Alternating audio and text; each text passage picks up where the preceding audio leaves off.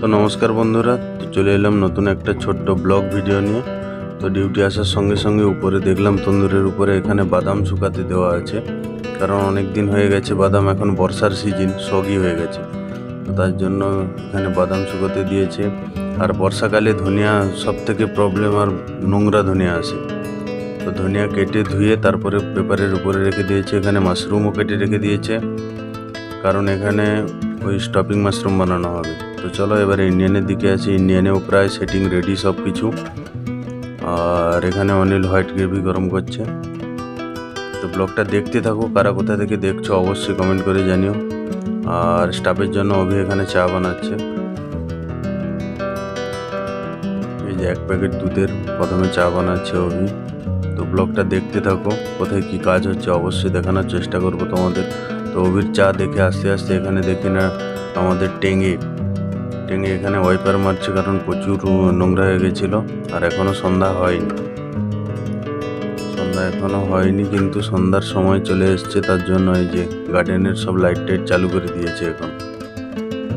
তো তারপরে অনেকক্ষণ বসেছিলাম, বসে তো দেখি না আমাদের ব্রহ্মা এলো সব মৌরি ভাজতে। তো তন্দুরে রোস্ট করলে ভালোই লাগে মৌরিগুলো। ওখানে ইন্ডিয়ানেও কাজ চলছে, স্টাফের ভাজি অনিল কাটছে, ওখানে সুমন শেফ কাজ করছে।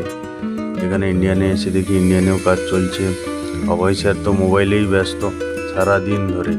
আর চাইনিজে এসে দেখি না 3 জন এখানে চিজকর্ন ক্রোকেটস তৈরি করছে। পিন্টু আছে, অভি আছে, আর আছে নন্টে আছে। নন্টেকে এরা এই নামটা আমরাই দিয়েছি, কারণ এর নাম হচ্ছে সমীরণ। তবে বলছে ক্যামেরা বন্ধ করো তারপরে বলবো আমি। তো ততক্ষণে এখানে আমাদের একটা অর্ডার চলে এসেছিলো সোয়া চাপের। তো সেই অর্ডারটা মারুফ এখন পিক আপ করছে।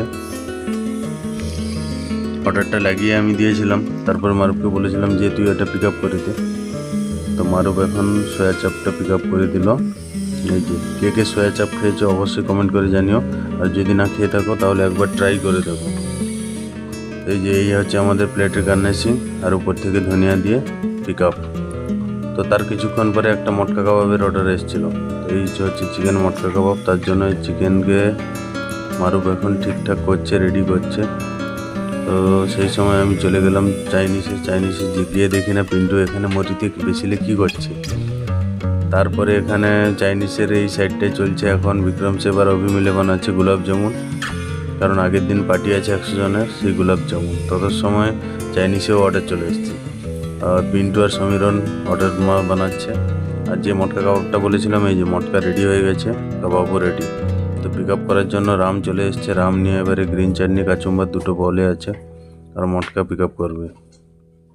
এখন বাজে 9:38। তো আমাদের এসে গেছে, টেবিল ভালোই চলছে। তো সব কিছু তো আর ভিডিও করা যায় না, সময় হয়ে ওঠে না। তো তত সময় মারুফের কাছে অর্ডার 20খানা রুটির অর্ডার চলে এসছে। তো মারুফ এখন রুটি বানাচ্ছে, আর ওইদিকে বাটার লাগিয়ে রুটি পিক আপ হবে।